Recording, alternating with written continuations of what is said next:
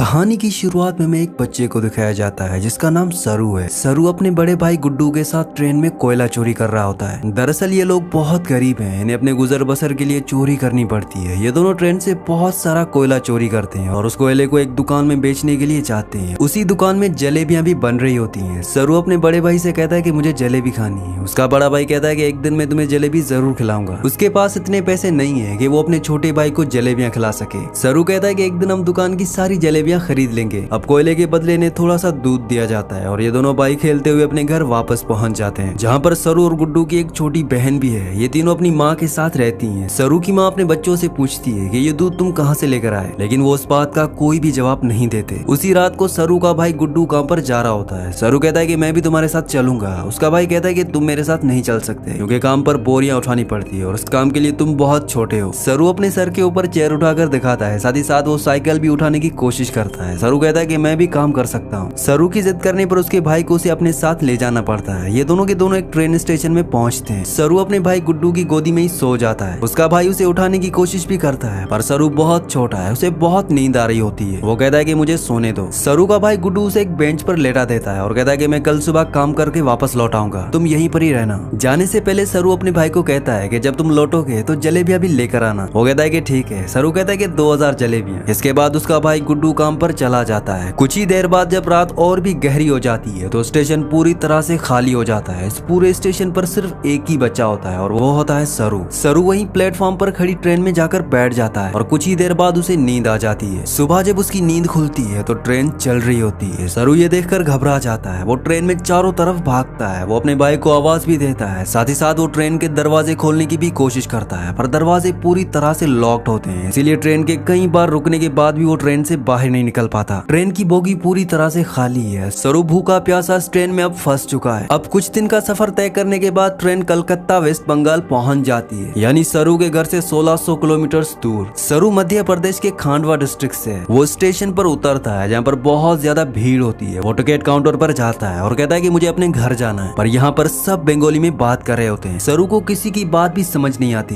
तब वो वहीं स्टेशन पर बैठे अपने जैसे ही कुछ बच्चों के साथ जाकर बैठ जाता है जिनके पास कोई भी घर नहीं होता। पर कुछ ही देर बाद यहाँ पर कुछ लोग आते हैं जो उन बच्चों को उठाकर अपने साथ ले जा रहे होते हैं। सरू किसी तरह से वहाँ से भाग जाता है और वो एक बार फिर से रात के अंधेरे में इस बड़े शहर में पूरी तरह से अकेला है। उसे बहुत भूख भी लगी होती है। वीडियो में आगे बढ़ने से पहले आप सबसे रिक्वेस्ट है कि मेरे 99% व्यूवर्स वीडियो तो देखते हैं लेकिन चैनल को सब्सक्राइब नहीं करते और ना ही वीडियो को लाइक करते हैं। तो आप सबसे रिक्वेस्ट है कि मेरे चैनल को सब्सक्राइब और वीडियो को लाइक लाजमी से कर दिया करें। अगली सुबह सरू ट्रेन के ट्रैक्स पर चल रहा होता है क्योंकि वो अपने घर जाना चाहता है। तभी यहाँ पर एक औरत आती है जिसका नाम नूर होता है। वो सरू से पूछती है कि तुम्हारा घर कहाँ पे है। वो कहता है कि गणेश तल्ले। असल में ये मध्य प्रदेश में इतना छोटा गांव होता है जिसके बारे में किसी को कुछ नहीं पता होता। नूर उसे अपने घर ले जाती है और खाना खिलाती है और नहाती है। वो कहती है कि कल सुबह एक आदमी आएगा जो तुम्हारी मदद करेगा, वो तुम्हें तुम्हारी मम्मी से मिलवा देगा। अगली सुबह यहाँ पर रामा नाम का एक आदमी आता है। वो सरू की पूरी बॉडी को चेक करता है और नूर को धीरे से कहता है कि तुमने बहुत अच्छे से काम किया, उन्हें ऐसे लड़के की तलाश थी। सरू को इन दोनों पर शक हो जाता है, इसीलिए वो मौका देखकर इस घर को छोड़कर भाग जाता है। सरू अपने कई दिन हावड़ा बीच के आसपास गुजारता है। उसे हमेशा अपनी मम्मी की याद आती है कि किस तरह से उसकी मम्मी पत्थर तोड़ा करती थी और वो अपनी मम्मी की मदद किया करता था। सरू अपनी मम्मी से बहुत प्यार करता है पर अब वो यहाँ से 1600 किलोमीटर दूर है जिसके बारे में सरू को कुछ भी नहीं पता। सरू को इसी तरह से यहाँ पर 2 महीने गुजर जाते हैं और एक सुबह जब बारिश हो रही होती है तो वो एक कैफे के बाहर बैठा होता है। कैफे के अंदर एक लड़का कॉफी पी रहा होता है और बाहर से सरू उसकी नकल उतार रहा होता है। वो लड़का बाहर आता है और सरू को कुछ खाने के लिए देता है। इसके बाद वो सरू को अपने साथ पुलिस स्टेशन ले जाता है। वो बताता है कि इस लड़के को बंगाली बोलनी नहीं आती, ये हिंदी में बात करता है। जब मैंने इससे पूछा कि तुम कहाँ से हो तो उसने बताया कि गणेश तल्ले से। असल में इस जगह के बारे में ना लड़के को और ना ही पुलिस वाले को कुछ पता होता है क्योंकि ये मध्य प्रदेश में एक बहुत छोटा सा गाँव है। लड़का सरू से उसकी मम्मी का नाम भी पूछता है। सरू कहता है कि मेरी मम्मी का नाम अम्मी है। दरअसल सरू अभी इतना छोटा है कि उसे अपनी मम्मी का नाम भी नहीं पता होता। उसे बस यही पता होता है कि मम्मी को अम्मी कहा जाता है। पुलिस उसके पेरेंट्स को ढूंढने की बहुत कोशिश करती है पर सरू के घर का, उसके गांव का, उसकी फैमिली का कुछ भी पता नहीं चलता। इसीलिए पुलिस उसे एक ऑर्फनेज में भेज देती है। सरू 3 महीने वहाँ पर गुजारता है और 3 महीने के बाद सरू से एक लेडी मिलने आती है जिसका नाम मिस सूद होता है। वो सरू को बताती है कि पिछले 3 महीनों से हम तुम्हारी अम्मी को, तुम्हारी फैमिली को ढूंढने की कोशिश कर रहे हैं पर कुछ भी पता नहीं चला। हमने न्यूज़पेपर्स में इश्तिहार भी दिए, जिस न्यूज़पेपर को हर रोज 1.5 करोड़ लोग पढ़ते हैं, पर इसका भी कोई फायदा नहीं हुआ। सरू कहता है कि मेरा घर यहाँ से बहुत दूर है, मैं अपनी अम्मी के पास गुड्डू के पास जाना चाहता हूँ। मिसेस सूद कहती है कि हमने हर जगह तलाश करने की कोशिश की, अब इंतजार करने का कोई फायदा नहीं है। एक ऑस्ट्रेलियन कपल है जो तुम्हें अडॉप्ट करना चाहता है, वो बहुत अच्छे लोग हैं, उनके साथ तुम बहुत खुश रहोगे, तुम्हें ऑस्ट्रेलिया जाना होगा। इसके बाद मिसेस सूद सरू को अपने साथ अपने घर ले आती है, जहाँ पर कुछ और भी बच्चे होते हैं। मिसेस सूद सबको इंग्लिश के वर्ड्स, टेबल मैनर्स सब कुछ सिखाती है और अब इसके बाद सरू को ऑस्ट्रेलिया भेज दिया जाता है, जहाँ पर मिस्टर जॉन और उनकी वाइफ सू, जिन्होंने सरू को एडॉप्ट किया होता है, उसे देखकर वो बहुत खुश होते हैं। सरू को ये अपने घर ले आते हैं। छोटे से मिट्टी के घर में रहने वाला सरू जब इस घर को देखता है तो वो पूरी तरह से हैरान हो जाता है, साथ ही बहुत गुमसुम भी होता है, क्योंकि ये कंट्री, यहाँ की हवा, मिट्टी सब सरू के लिए पूरी तरह से नए हैं। सरू की मॉम, जिसका नाम सू है, जिसने सरू को एडॉप्ट किया है, वो सरू से इंग्लिश में कहती है कि मुझे पता है कि तुम्हारा सफर इतना आसान नहीं था,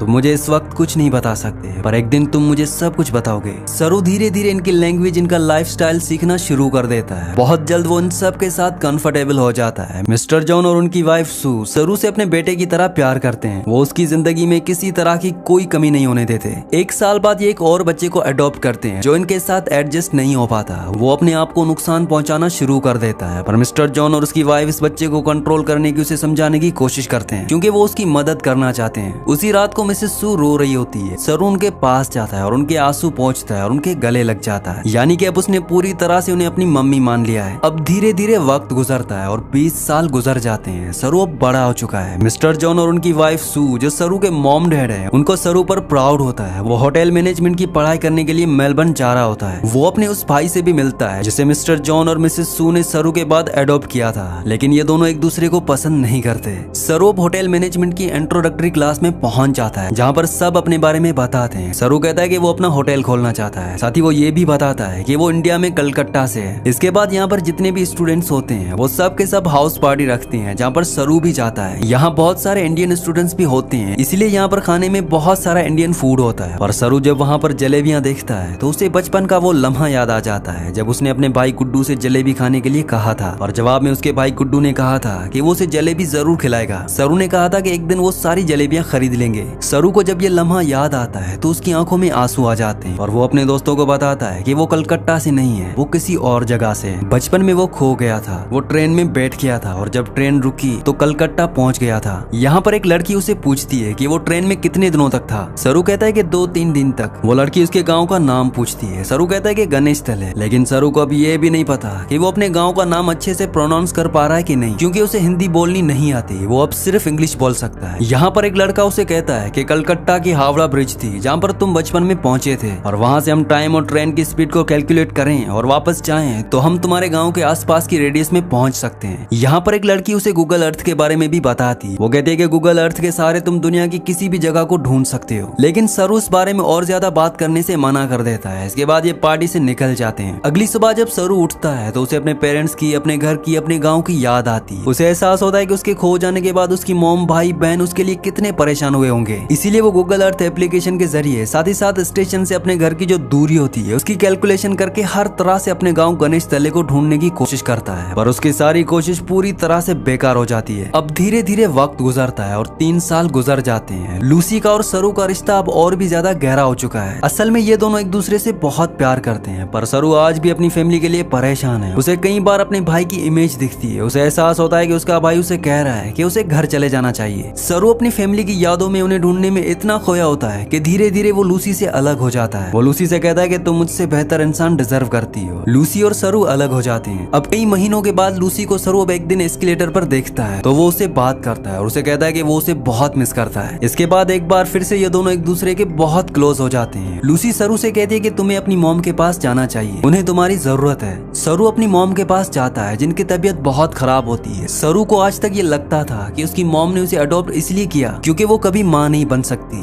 पर सू सरू को बताती है कि मैं माँ बन सकती थी, पर मैंने और तुम्हारे डैड जॉन ने ये डिसाइड किया था कि हम 2 बच्चों को अडॉप्ट करेंगे, क्योंकि इस दुनिया में बहुत सारे ऐसे बच्चे हैं जिन्हें माँ बाप की फैमिली की जरूरत है। वो सरू को अपने बचपन का एक एक्सपीरियंस भी बताती है। वो कहती है कि मेरे डैड बहुत ज्यादा अल्कोहल पीते थे, वो एक अच्छे इंसान नहीं थे, मैं हमेशा डरी डरी रहती थी, और एक दिन जब मैं अपने घर के पीछे गई तभी मुझे खेत के दूसरी तरफ एक बच्चा दिखा जिसकी ब्राउन स्किन थी, और अगले पल वो बच्चा मेरी साइड में खड़ा था। उस पर मुझे एहसास हो गया कि अब मेरी जिंदगी में सब कुछ ठीक होगा। फिर तुम और तुम्हारा भाई मेरी जिंदगी में आए, लेकिन अब तुम मुझसे बात नहीं करते, मुझे तुम्हारी जरूरत है। सरू को यहाँ पर एहसास होता है कि उसे अपनी मॉम का साथ देना चाहिए और साथ ही वो अपनी बायोलॉजिकल मदर को भी ढूंढना चाहता है, अपने भाई को भी ढूंढना चाहता है। इसीलिए वो एक बार फिर से गूगल अर्थ पर अपने गाँव को ढूंढने की कोशिश करता है और जब वो इंडिया के अलग अलग हिस्सों को जूम करके देखता है तो उसे वो जगह दिख जाती है जहाँ पर उसकी मॉम पत्थर तोड़ा करती थी। इसके बाद वो धीरे धीरे आसपास की पूरी एरिया को सर्च करता है और उसे अपना गाँव जिसका नाम गणेश तल्ले है वो मिल जाता है। उसे पता चल जाता है कि उसका गाँव मध्य प्रदेश के खांडवा डिस्ट्रिक्ट में है। इस बात से वो बहुत खुश होता है। वो ये बात लूसी को और अपनी मॉम को भी बताता है। उसकी मॉम भी उसके लिए बहुत खुश होती है क्योंकि उसकी मॉम और उसके डैड चाहती हैं कि वो इंडिया जाकर अपनी फैमिली से मिले।